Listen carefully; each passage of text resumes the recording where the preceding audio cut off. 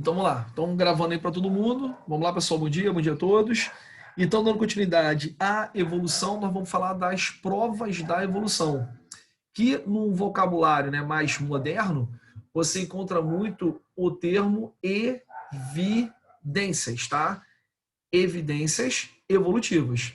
Então, o que seria então essa prova da evolução? Você vai ter fatos, tá?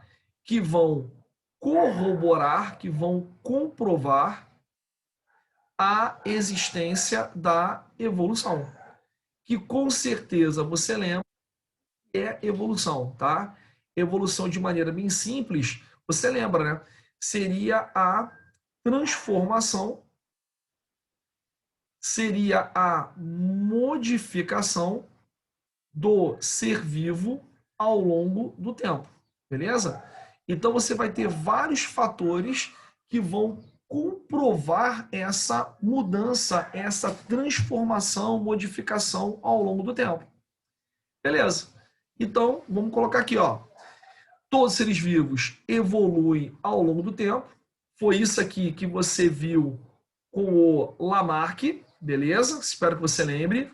Foi isso aqui que você viu com o Darwin, sem problema nenhum. Você deve lembrar que o Lamarck, né? Ele propõe uma teoria evolutiva baseada em leis, né? Uso e desuso, transformação das características adquiridas. E o Lamarck, né? Segundo ele, o indivíduo se transforma por causa do meio. Então, quando você falar de Lamarck, você sempre vai lembrar que o ambiente vai ser o quê? Modificador. O indivíduo vai mudar por causa do ambiente. Enquanto Darwin propôs uma teoria evolutiva em que ele diz que o ser vivo mais bem adaptado, ele vai ser o quê? Selecionado pelo ambiente, que é o tal do ambiente selecionador. Tudo bem? Vimos também que esses evolucionistas, eles vão ser opositores da teoria do fixismo, que nega essa evolução. Tá legal? Então, seguindo, ó, logo os seres vivos possuem ao meio onde vivem. Segundo Lamarck, ele cria essa adaptação. Então, se está frio, você fica peludo. Se está muito quente, segundo Lamarck, você vai perder os pelos. Para Darwin, não. Você já é peludo e é selecionado pelo ambiente frio. Você já não tem pelo e é selecionado pelo ambiente mais quente. Então, para o Darwin, tá legal? Ambiente sempre selecionador e para Lamarck, ambiente modificador, beleza? Aí, seguindo, e esses evolucionistas vão fundamentar, né, as suas teorias nas evidências evolutivas, ou como eu coloquei ali no primeiro slide, nas chamadas provas da evolução, para confirmar, corroborar as suas teorias, tá legal?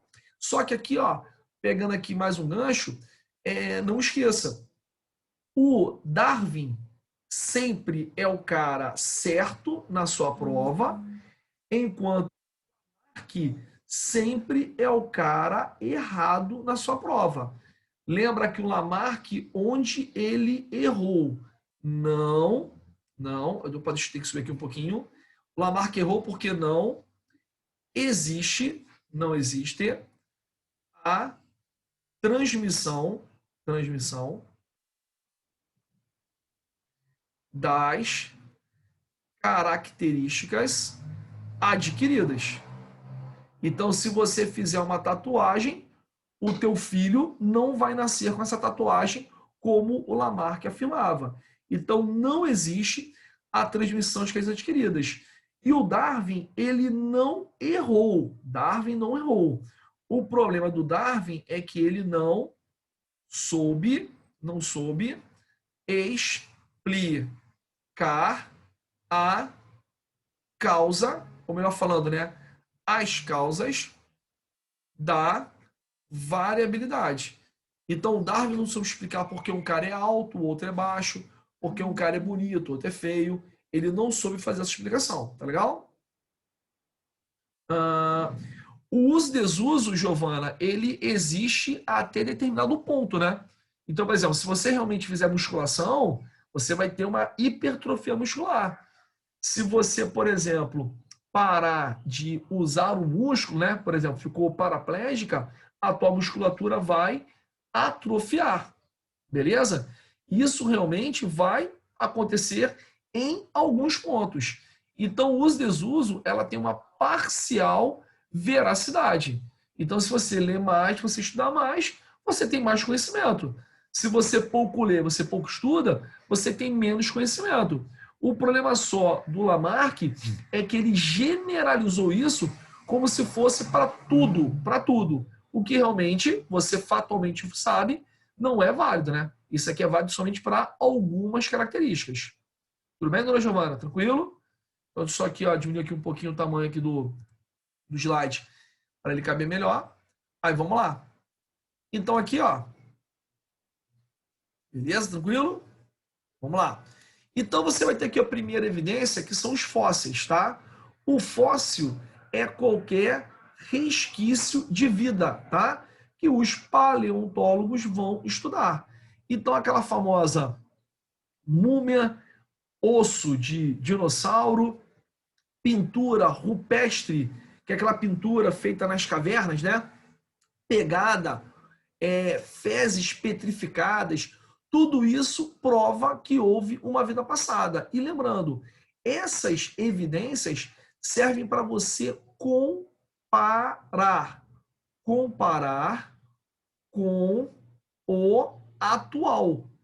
Então, quando você acha um fóssil de um mamute, para ficar bem claro, você vê que ele tem uma semelhança muito grande com o elefante atual. Então, naquele filme A Era do Gelo, tem aquele mamute que você vê que ele tem uma semelhança muito grande com o atual elefante. Isso é importante para quê? Para você comparar e verificar o quanto houve a modificação, a transformação ao longo do tempo. Beleza? Agora, em vestibular, costuma cair muito isso aqui, ó. Isso aqui cai bastante, que é a anatomia comparada. Então, você vai ter os chamados órgãos homólogos e órgãos análogos. Isso aqui cai bastante, tá? Então, por exemplo, órgãos homólogos são os órgãos que você vai ter a mesma origem e eles podem apresentar a mesma função. Tá pequenininho aqui, mas depois você vai receber o material, você vai conseguir ampliar. Então, por exemplo, se eu comparar o braço de um homem mamífero, pata dianteira de um cavalo, mamífero, asa de um morcego, mamífero, nadadeira de uma baleia, mamífero. Opa, todos são mamíferos. Se todos são mamíferos no meu exemplo, eu vou ter o quê? A mesma origem embrionária. Então eu vou ter os mesmos ossos, ó, húmero, rádio, uno, carpo, metacarpo e falanges. Eu tenho os mesmos ossos. Então são órgãos homólogos. Eu acredito que de um ancestral em comum eu tive a formação do indivíduo a formação do indivíduo B, a formação do indivíduo C e aí por diante, tá legal? Então eu vou ter, a partir de um ancestral em comum, órgãos com a mesma origem que podem executar a mesma função. Dá para você ver que existe uma divergência, né? Existe uma irradiação de um ancestral em comum. Tá vendo? São os órgãos homólogos, tá? Agora, os órgãos análogos, obrigatoriamente, eles vão ter a mesma função, mas não tem ancestral em comum. Então, por exemplo, a asa do inseto, tá? Tem a mesma função que a asa de uma ave, a mesma função, mas a origem evolutiva é diferente. Então eu vou ter aqui, ó, um carinha que eu vou chamar de A, ele vai evoluir formando o indivíduo 1. O outro carinha B, tá vendo, ó, origem completamente diferente, vai evoluir e vai formar o indivíduo 2. Acredita aqui, ó, que você consegue observar que os indivíduos 1 e 2 estão próximos. Por que próximos? Porque os órgãos vão ter a mesma função. Esses animais, A e B, eles foram submetidos à mesma seleção natural. Então é o que vocês chamam o quê? De órgãos análogos. Análogos. Eu tenho diferente origem embrionária, mas eles obrigatoriamente irão que executar a mesma função. Fala comigo, tá tranquilo? Você acha que conseguiu entender essa partezinha aqui? Senhoras, tranquilo? Pode seguir? Beleza?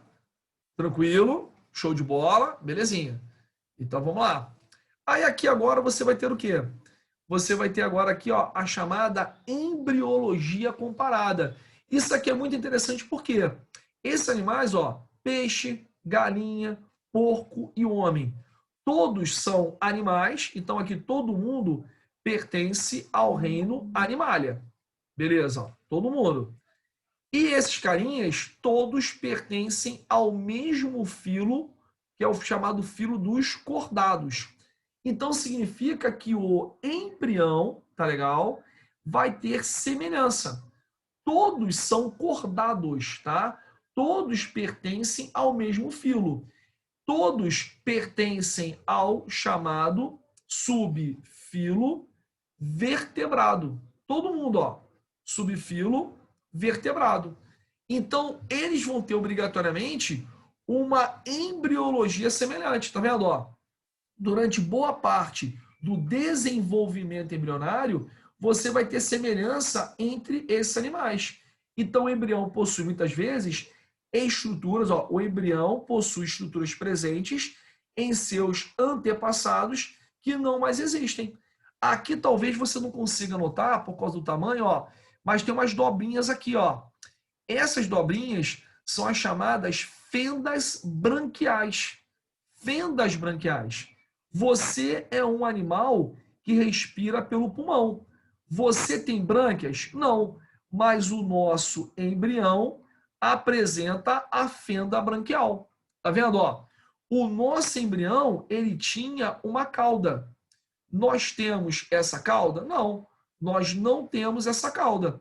Mas você vai ter o vestígio da cauda, que é a nossa última vértebra, chamada de quê? De cóccix. Então, o que? São as evidências evolutivas. O que mostra que todo mundo aqui, ó, teve lá atrás, em algum momento da evolução, ancestral em comum. Beleza? É o que você chama de embriologia comparada. Pessoal, tudo bem? Estou seguindo aqui, hein? Tranquilo? Foi? Pode seguir? Beleza? Aqui, ó, esse daqui não é difícil. É só você não dar mole. Porque é o seguinte, ó, órgão vestigial é vestígio, né? São órgãos rudimentares caracterizados pelo reduzido tamanho e importância. Para que serve o dente ciso? Para enriquecer o teu dentista. Piadinha, né? Para que serve o apêndice? Obrigar você a fazer alguma cirurgia na sua vida. Legal? Então, quando você fala em órgão vestigial, você vai lembrar daquele órgão que não tem uso. Ou, se você quiser, é o tal do desuso. Se falou desuso, você lembra de quem? Você lembra do Lamarck. Só que não dá mole, não dá mole. A brincadeirinha do vestibular é o seguinte, quando você falar de Lamarck, não esqueça, o Lamarck ele vai estar errado. Errado. Então, o órgão vestigial não é para comprovar o lamarquismo. Órgão vestigial é para comprovar o ancestral em comum.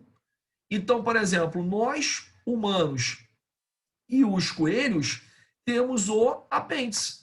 Só que o coelho é um animal herbívoro, vai ter o apêndice enorme. Você é um animal onívoro, vai ter um apêndice menor, tá vendo? Mas lá no passado, nós tivemos o quê? O mesmo ancestral em comum. Durante a evolução, A seleção natural atuou de maneira diferente em cada grupo, tá legal?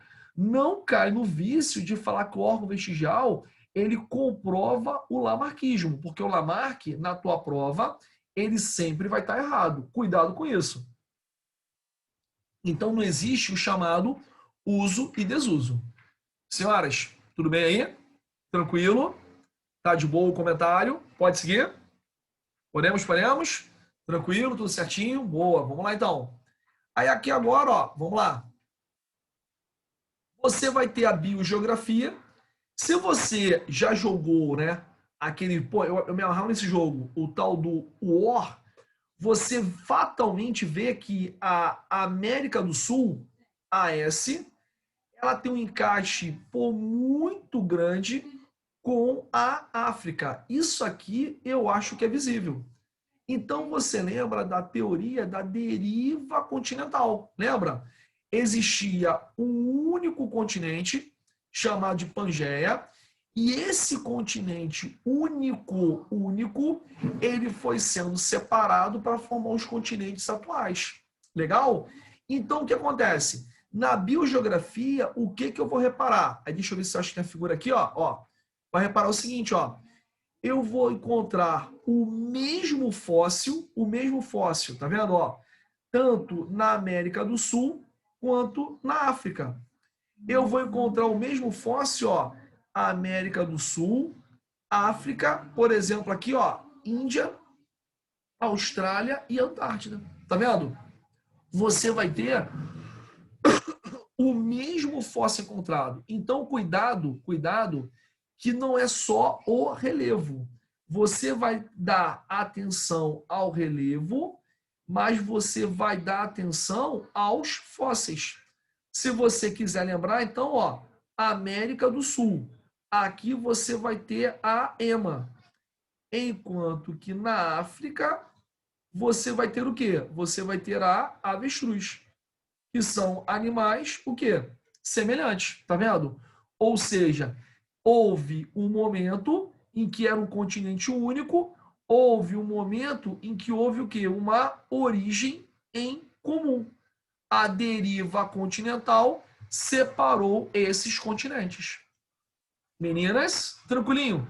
Eu acho que não é assim tão complicado, não. O problema é exercício. Depois de você encaixar isso em exercício e prova, que dificulta um pouquinho mais. Mas tá de boa, tá tranquilo? Beleza? Tranquilão, show. Então aqui, ó, biogeografia. Novamente, a brincadeirinha aqui, ó, do fóssil, que você repara aqui. E agora entra um pouquinho com a Flávia. Aí, por exemplo, você vai ter a matéria da Flávia entrando de novo essa parte aqui, ó. Porque aquela parte da Flávia, eu vou ter que diminuir aqui um pouquinho a tela aqui, ó. Eu só diminuir mais um pouco para caber aqui, ó. Então você vai ter com a Flávia aquela parte de citologia, que vai falar das proteínas, dos ácidos nucleicos. Então o que acontece? Você usa hoje muito para observar a semelhança entre os indivíduos é a sequência das bases nitrogenadas, assim como a sequência dos aminoácidos. Tu deve lembrar, por exemplo, ó, suponhamos que a proteína A ela tem 10 aminoácidos valina, tá legal? 5 aminoácidos leucina. Ó, tudo bem? Já a proteína B, ela tem os mesmos 10 aminoácidos valina, os mesmos 5 aminoácidos leucina. Aí aquela pergunta, Marlon, esses aminoácidos, essas proteínas A e B, elas são iguais ou são diferentes? Lembra, para a proteína A ser igual a B, eu tenho que ter o mesmo tipo de aminoácido. Valina, valina. Leucina, leucina. Show! Eu tenho que ter a mesma quantidade de aminoácidos. Eu tenho 10 valinas, eu tenho 10 valinas. 5 leucina, 5 leucina. Mas eu tenho que ter a mesma sequência. Eu tenho que ter a mesma sequência de aminoácidos. Então, as proteínas A e B são iguais? Eu não sei, porque eu não sei a sequência dos aminoácidos, eu não sei a sequência das bases nitrogenadas. Então, quando você afirma que o homem e o chimpanzé, tá legal? São parentes próximos, ó, homem e o macaco, que é o chimpanzé. É porque eu vou ter uma semelhança enorme no número de aminoácidos. Beleza? Eu vou ter uma semelhança enorme na sequência de bases nitrogenadas. Então, por exemplo, entre o homem e o chimpanzé, com relação às bases nitrogenadas, eu vou ter uma semelhança de 98%. 98% de semelhança entre o DNA humano e o DNA de um chimpanzé. Por isso que são ancestrais próximos. Olha aqui, ó. O homem e o cão somos mamíferos. Temos pelo, temos glândula mamária, tá legal? Temos o que mais? Temos diafragma, né? Que é aquele músculo que separa o tórax do abdômen e auxilia na respiração. Por que somos parentes também próximos? Porque você tem uma semelhança grande, tanto na sequência de aminoácidos, quanto na sequência de bases nitrogenadas. Tá legal?